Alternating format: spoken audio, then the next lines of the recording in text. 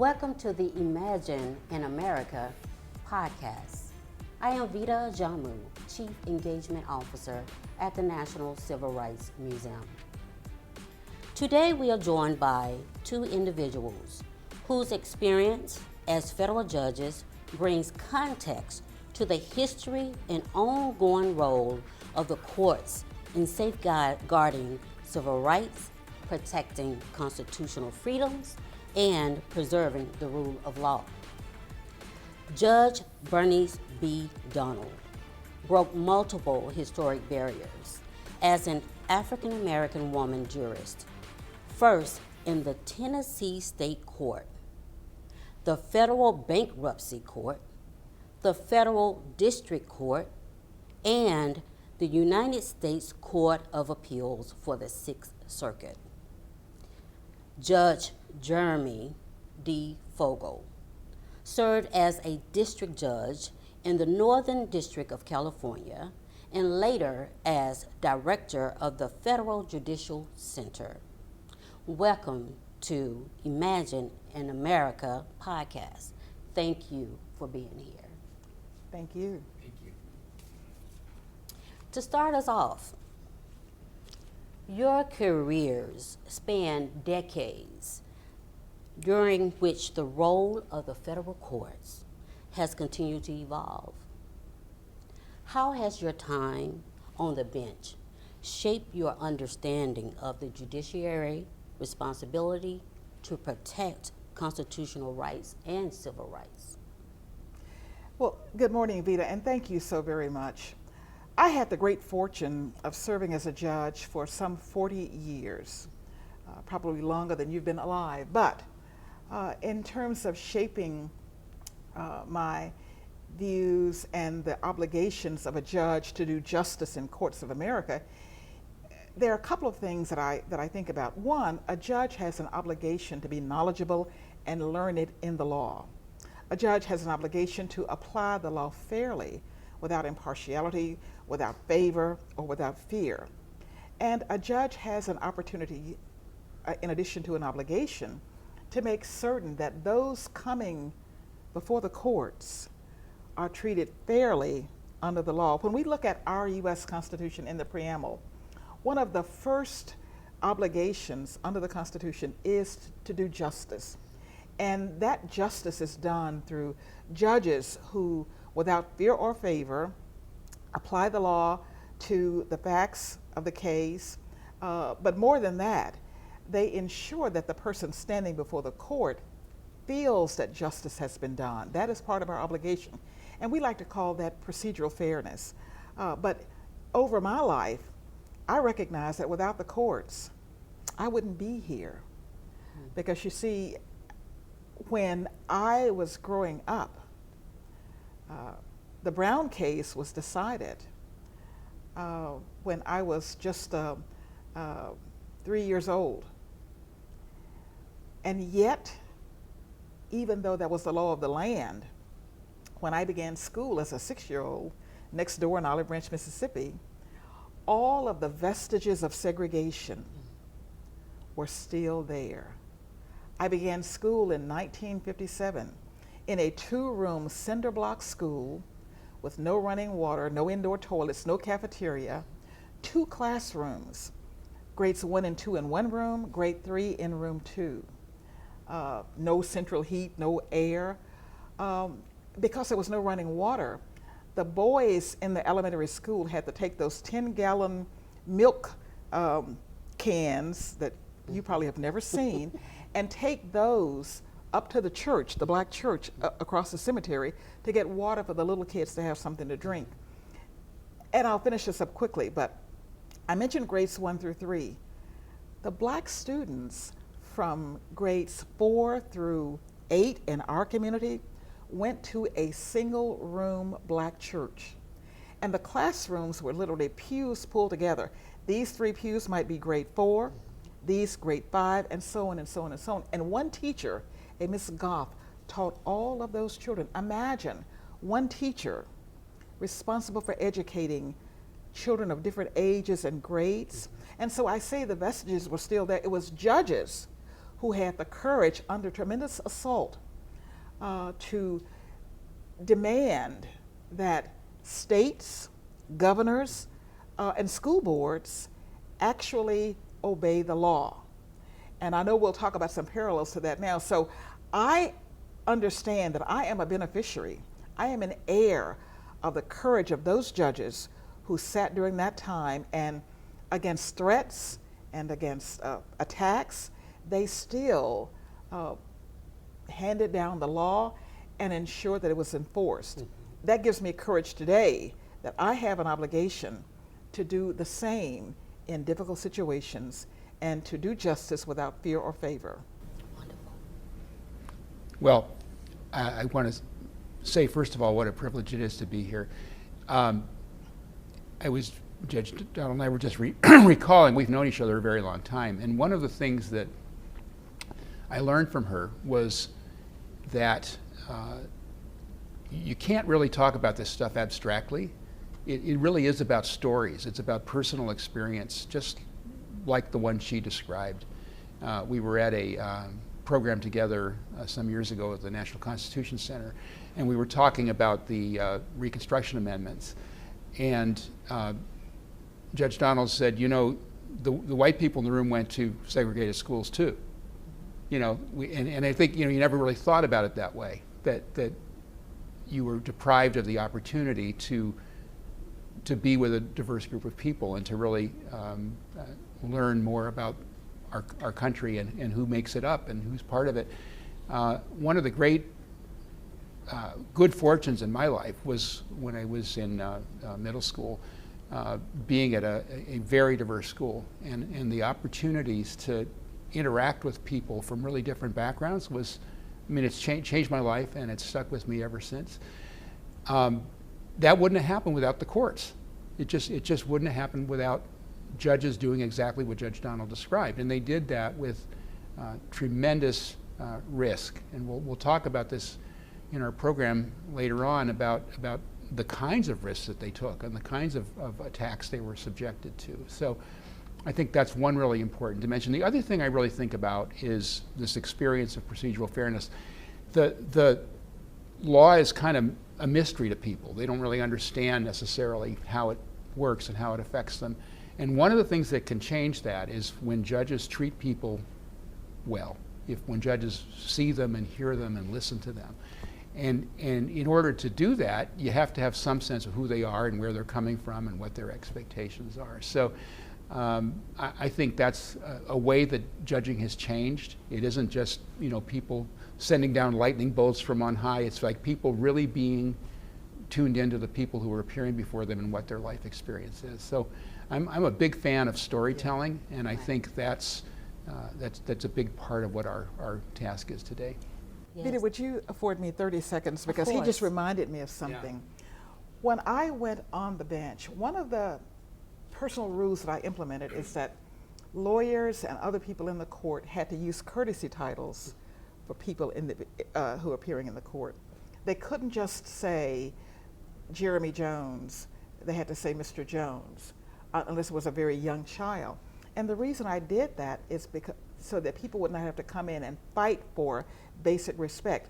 There was a time in our community, and Dr. Benjamin Hooks talked about this, as did Judge Lockhart, when they would go to court as African-American lawyers, the judges would not give them the respect of being called Lawyer Hooks or Lawyer Lockhart.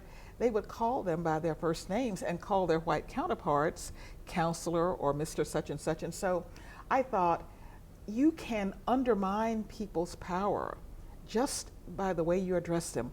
If I address Jeremy as Jeremy, and I address you as Miss Jamu, then I'm making a difference. And sometimes that can be strategic. So because of the history in Shelby County, I decided to make that rule that I was going to engage in institutionalized procedural fairness. Right. That's absolutely wonderful. Thank you so much for sharing. And honestly, this is a great segue for me because I want to move from institution to personal. right? And you've shared, both of you, a little bit about personal experiences, and I think that's great. Judge Donald, Yes. so you've been a trailblazer, right? I know you probably don't want to hear that. You're modest about that, but the first African American woman to serve in several judicial roles, as I've mentioned before. So tell me this: how has your personal journey influenced your perspective to equal justice under law, and what lessons do you hope emerging leaders carry forward? I'm going to answer the last question first. I hope that emerging leaders carry forward the obligation to always give back, to always light a path for others to follow.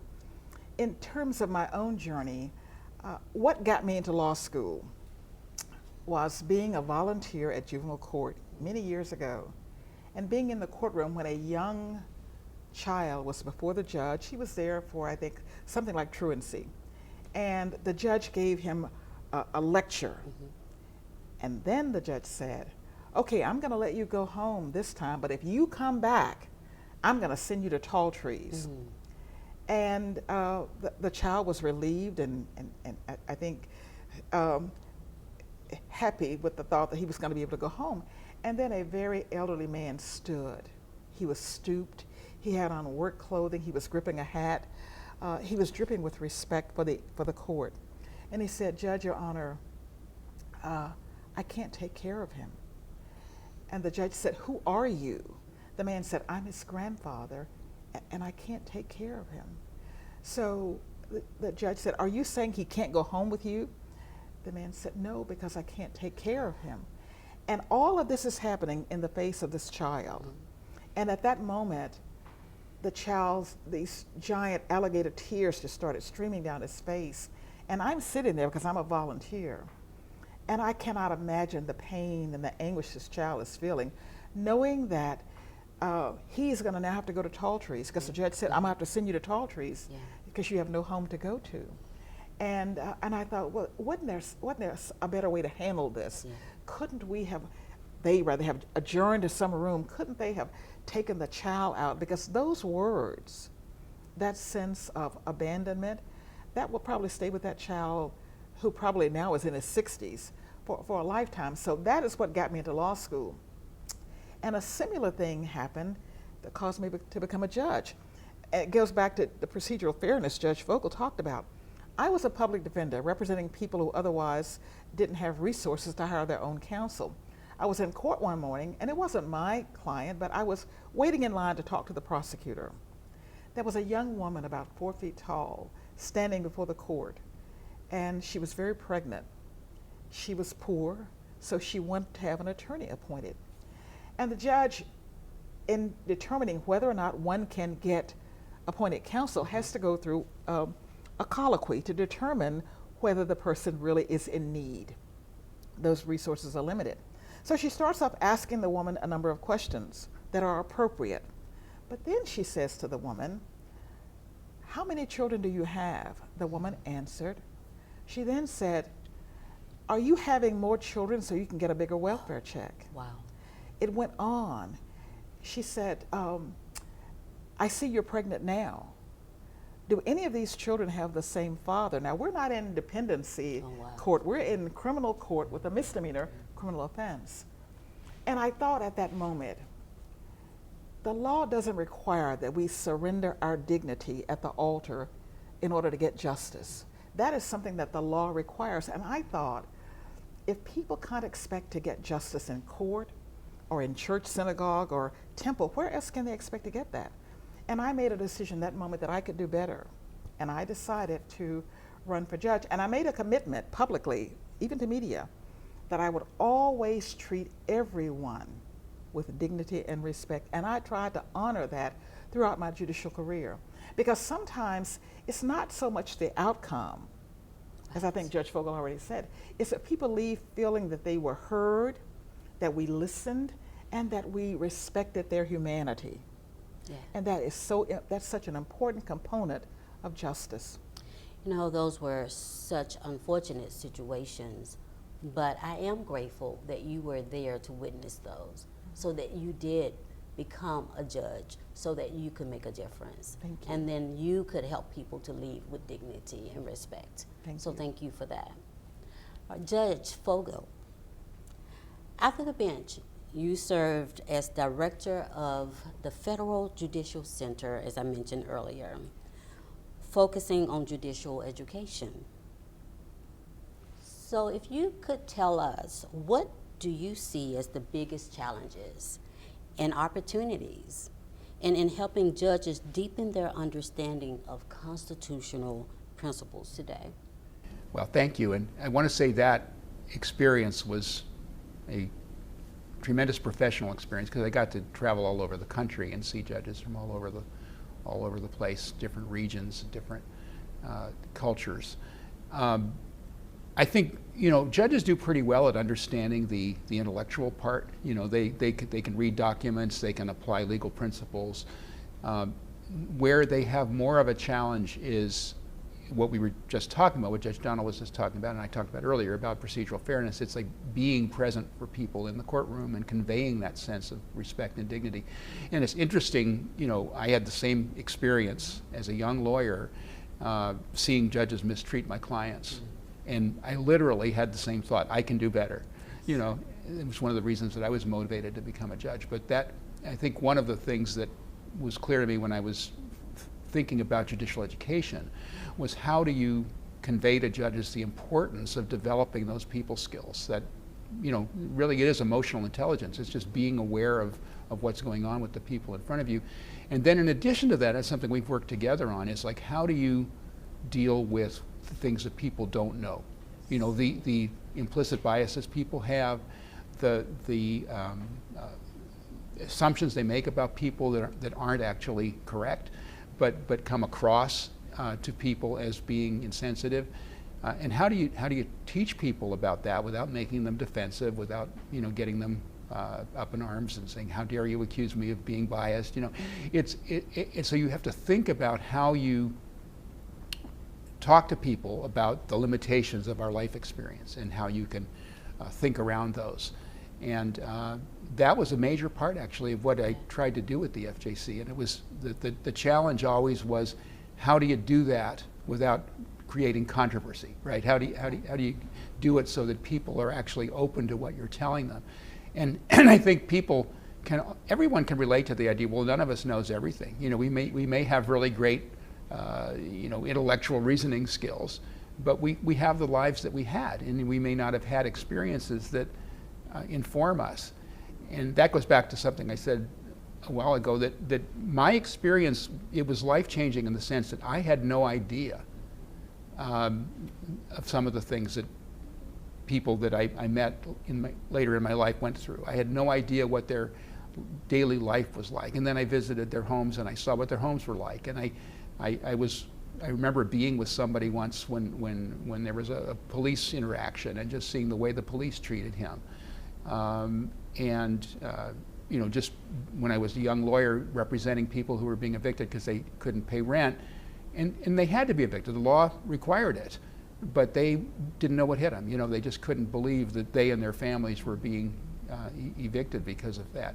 And just sort of being around those kinds of experiences. It's not that I don't have my own implicit biases, but I have fewer just because my life experience is more diverse. And I think that's the point that we were trying to make to judges was, you're really smart people. Hey, you're federal judges, right? But you don't know everything. And so it's having that curiosity and being open to the ways that your perception is limited. And so that was, I think, to me, the most significant thing I did at the FJC. And in the event it's not clear, as director, Jeremy institutionalized that course so that new judges coming through would get that. Because if you just put a voluntary course out there like that, people are going to say, oh, well, don't need that, and I'll go to somewhere else. But he made sure that new judges coming in got that training. And the point you made, too, about life experience, all of us are the sum total of our lived and learned experiences. And none of us see through a clear lens. All of our lens is tinted by those experiences. So when I teach implicit bias courses, and I talked to Illinois judges a little bit about this yesterday, I try to tell them that we're not couching this as good and bad, but we are saying that all of us as humans have these biases, the way we look at things. And a lot of it is associations that are learned from media and literature and family and experiences. So I always go through a list of occupations. I don't tell people why I'm doing it. I tell them I'm going to call out a series of occupations, and I'm going to do it rapidly so you don't have time to think about it. And then I'm going to ask you what came to your mind when I said nurse, airline pilot, doctor, CEO, secretary, flight attendant, pilot. And I will always ask them, when I said pilot, how many of you thought of a woman? Very few hands. When I said, nurse, how many of you thought of a male? Very few hands, even though there are male nurses in every hospital. And when I always ask about CEO, so when I said CEO, how many of you thought about an African-American woman? Even in African-American audiences, I generally get almost no hands. Yes. But it's association, it's what we see. Absolutely. And we take those same things into our decision making and our thinking. And you said something I think is really important, which is that it's not like you're doing anything bad. Right. I think one of the things that I think it is something that went along with the civil rights movement. I mean, you couldn't help it because people were so badly treated. There was so much inequality and unfairness that some anger came up around that, and it was very understandable. And I don't blame anybody for feeling that way. But when you talk about implicit bias to people who are actually trying to be fair, which judges I think generally are, if it sounds blaming, if it sounds shaming, if it sounds, you're a bad person because you have these unconscious biases, they can't hear it. I mean, it's a very rare person who can kind of get past that and take it in. So you have to make it, and I think what Judge Donald just said is the way you have to approach it, which is this happens to everybody. Absolutely. And if you do the test, I'm forgetting the implicit bias test, yes. right? The IAT. That African Americans make almost as many implicit assumptions as white people do. It's because of the experience that we have. So you have to take the moralizing out of it and just say, your job is to see people and to adjudicate, and we're talking to judges, and to adjudicate cases fairly. And you can't do that if you're unconsciously biased in one direction or another, and so that's the idea. And this is so true. This is so true. And I'm so glad that you talk about the implicit bias test and helping people to understand that we all carry some sort of a bias based on our lived experiences. So this is going to take me into my next question. Okay. I want to talk a little bit about judicial independence. Okay. So judicial independence is central to this conversation and to the work of Keep Our Republic. From your perspective, what are the greatest threats to judicial independence right now? And why should everyday Americans care? There are many threats, and I would be hard-pressed to prioritize them. But I think one thing we have to keep in mind that public trust and confidence in courts is paramount. The court doesn't have an army that it can deploy to execute its orders. We don't have the purse strings so that we can allocate funding and things for court systems. So what we have is the power and authority of the Constitution and the federal laws and statutes, and we have our oath. If we don't have the ability for people to respect those decisions and obey those orders, then that is a huge blow to the institution of the judiciary. When we think about the civil rights era, many judges had threats then, and they were very visible. They were in our face on the TV, and we're having some of that now. Judge Fogel just did a wonderful talk yesterday about the prospect of disregarding court's orders. But I want to go back to judicial independence for a moment and say, many people don't understand the notion of judicial independence, and it means that a judge can decide a case fairly without having to worry about the executive or somebody coming in and exacting retribution. without anybody telling us what we have to decide. And both Judge Fogel and I have done a lot of international work. And I have done work in countries where judges did not have independence. And independence does not mean lack of accountability. It means that we are free to make a decision based on the law and the facts, and no external source or any internal source beyond our understanding of the law and our conscience can really influence that decision. So that's really important, because if you go into court, you don't want to have to worry about whether the person over there who may have more money or who may know the person who appointed the judge, whether they're going to have some advantage over you because of that external thing. But judicial independence means that we are free to decide cases based on the law and the evidence, and that once those decisions are made, that those decisions will be carried out by whatever branches or whatever individual is responsible, whether it's corporate or individual, to abiding by that decision. And an erosion of authority, the erosion of trust, I think is one of the biggest threats to the independence of the judiciary. Also, these physical threats and attacks on judges, and I'll let Judge Fogel talk more about that, because he has been probably been aware of more of those in-depth details than have I, but those are threats. I think sometimes the desire to curry favor for promotion or whatever can be a threat to judicial independence. If people believe that they cannot get promoted, they cannot move to the next level unless I am viewed as a tough on crime judge, or I am viewed this way or that way, that becomes a threat, because does the judge willingly then cede some of that independence in order to be more palatable to an appointing authority for the next level up? I think that's kind of subtle, but I think all of those and more are threats to our independence. And I think it actually it ties in a little bit to what we were just talking about with implicit bias. Right. So if you're a judge on a state court where you have to run for election, or your promotions are controlled by somebody above you, and you could decide a case one way or the other, and if you decide it one way, it'll help your career, and if you decide it another way, it might not. I mean, I don't think too many judges actually sit down and consciously make that decision that way, but it's there. It's a pressure, and there's some interesting data on this. There was a judge in California who was recalled for giving a sentence that was perceived as being too lenient. And just to be clear, I thought the sentence was too lenient too, but I wouldn't have recalled the judge. I mean, but there was a recall election, and so not too long after that, somebody started monitoring what the average sentence was in criminal cases of similar kind in the state, and they went up. People started giving longer sentences.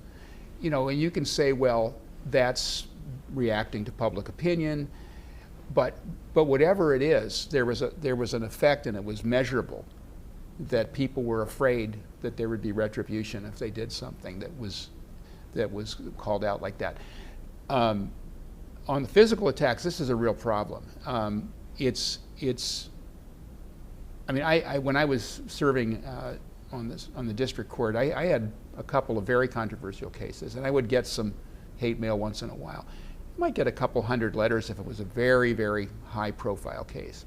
So now, with social media and the ability of people to mobilize, I mean, one judge I know made a very controversial ruling in an immigration case. He got 1 million hits on social media, and he got 24 death threats that the Marshals Service thought were credible. And that's you think about the impact of that on the judge, on the judge's family, on people in the judge's life, their staff, and that has happened a lot of late. There are probably several hundred judges have had some version of that in the last year or so. That's a new thing, and I think it's really been accelerated by social media, but it's also been accelerated by an idea that judges should follow the lead of authority, and this goes back to something Judge Donald was talking about.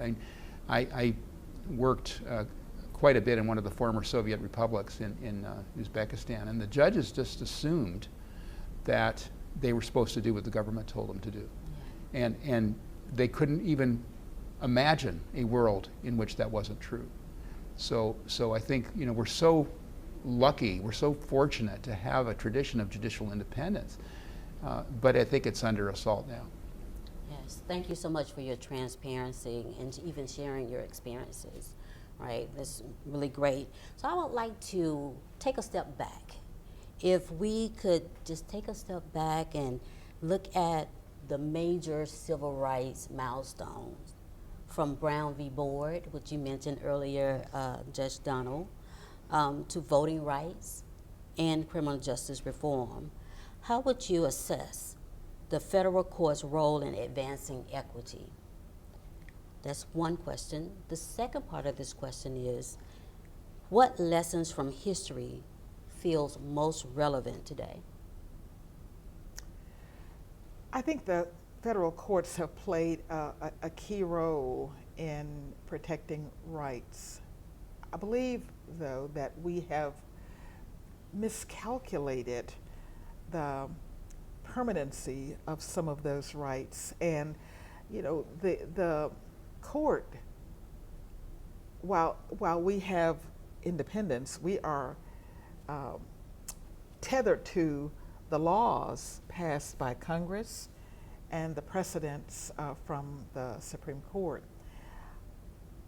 With the desegregation efforts of the past, with the increased diversity in our culture, there has been a sense that many of the laws that were affected during the movement are no longer necessary. I think Chief Justice Roberts said as much in the voting rights case when the court took the first action to limit by saying, in the southern states that were the target of this, they have so many more people voting now, and there are real majorities in there. Well, that doesn't mean that you still don't need those protections.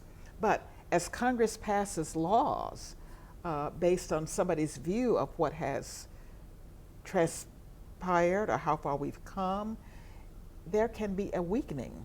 And the courts can protect, but they can't make the law.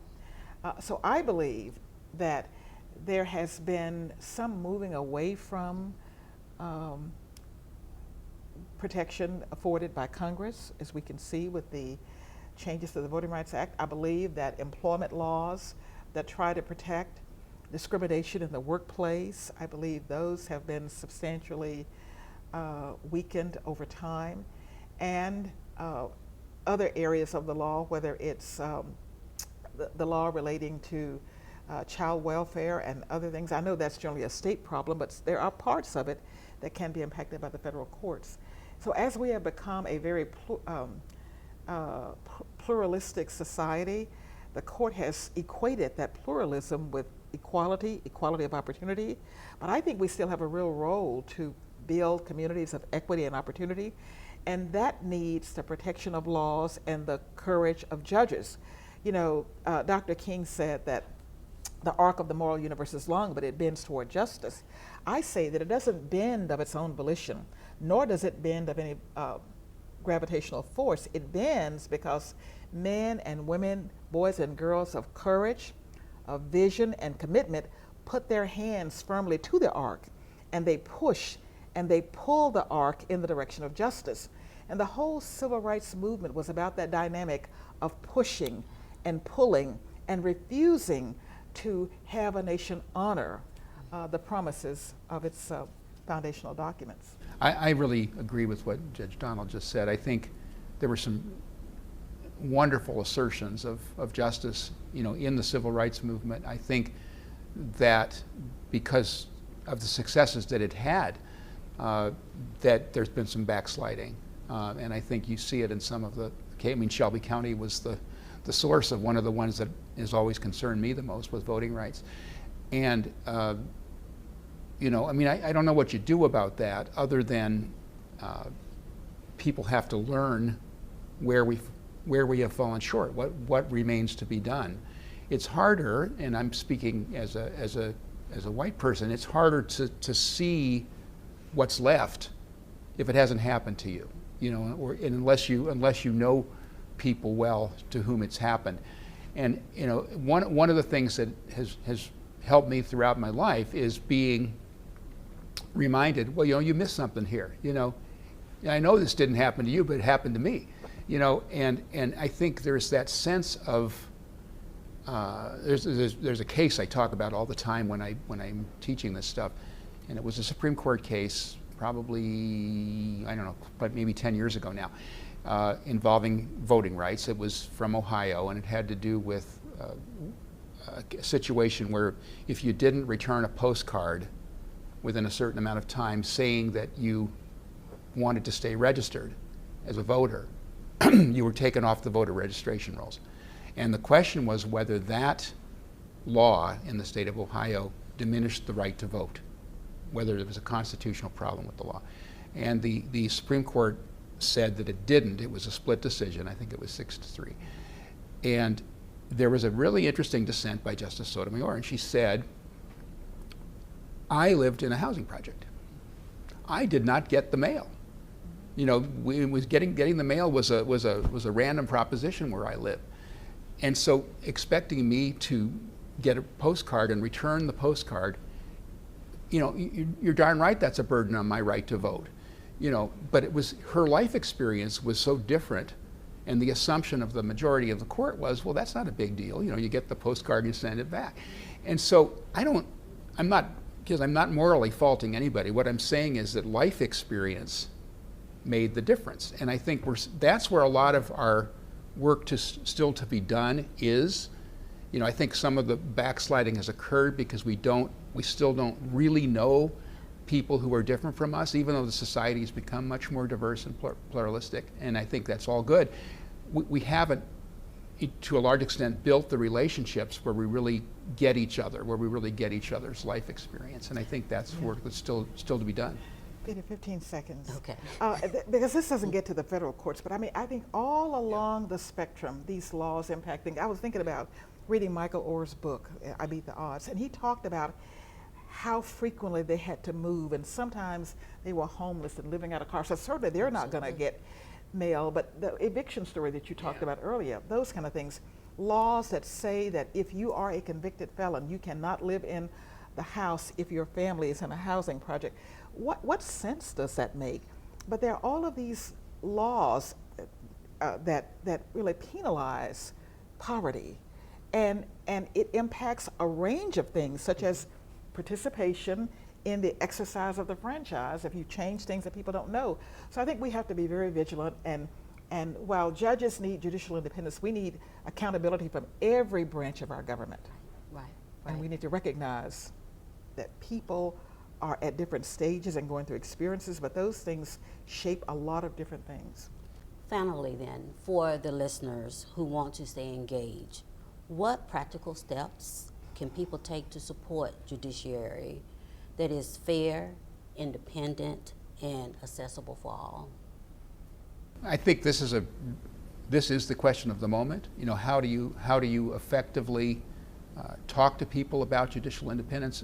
Too many people still think that judicial independence means that the judge can do whatever they want. That is not what it means. The judge has to follow the law. But I think standing up for the courts and saying whether we like this ruling or don't like this ruling, whether we think things are great or not great, the alternative is so much worse. I mean, if we had courts that simply did whatever those in power wanted them to do, we may as well just forget about having a democratic system. I mean, this is such an important pillar of our democracy that you can go to a court, you can present evidence, you can have the case decided based on the evidence and the law, you get a hearing, this whole idea of due process of law, and you have judges who are trained and ethically accountable. I mean, I think just talking to people in the community about that and raising consciousness about that if we don't have that, then our whole state of being as a country is at risk. Just Donald? I am so honored to be sitting in this museum and standing on the shoulders of so many strong men and women who gave their all that I might have an opportunity to sit here. So I am humbled. what can people do if they want to stay engaged? I would say, first of all, learn your history. Learn who you are. Learn the stories of the people who fought that we might have the opportunity to sit here and talk about these things. Come to the museum, support the museum, because when we know our history, when we know the laws and the struggles that people went through for us to get to this point, then we will make decisions, sometimes different decisions. Understand that the decisions you make today, whether you're 5, 10, 13, or whatever, that can affect you for the rest of your life. I'm a big proponent of voting because that is a sacred trust, I believe. We owe it to ourselves and our ancestors to get in there and vote. But you might say, why? Because the very things we're talking about now, you vote for the people who make those laws, and you have to hold them accountable. Judges don't make the laws. Judges are not the executive branch, so they don't execute those laws. We interpret the laws and apply them. But you need to make sure that you understand your obligation, your civic obligation, so that you know who to vote for, and then you hold people accountable. You don't just return people because I like them. Check on the records, check on the outcomes, and finally, tell your story, whether it's good, bad, or indifferent. If it's a story where you made some grievous mistakes that affected your life, tell young people about that so that they don't make those same mistakes. We are squandering, in many instances, the capital that our foreparents fought, bled, and died for, that we might have opportunities. And shame on us if we don't take advantage of those opportunities. I am, because they were. And I do everything every day of my life to honor that sacred trust. And so should you. Thank you, Judge Donald. Thank you, Judge Fogel. Thank you for being here in this thought-provoking conversation. We really, truly appreciate it. Thank you for joining us for the conversation on Imagine in America. Subscribe and follow the podcast at imagineinaamerica.org and stay connected with the National Civil Rights Museum on social media for more conversations that challenge, inform, and inspire action towards justice and positive change. Thank you. Today's episode is brought to you by the National Civil Rights Museum, located at the Lorraine Motel, the assassination site of Dr. Martin Luther King Jr. It chronicles key episodes of the American Civil Rights Movement, examines today's global civil and human rights history, provokes thoughtful debate, and serves as a catalyst for positive social change.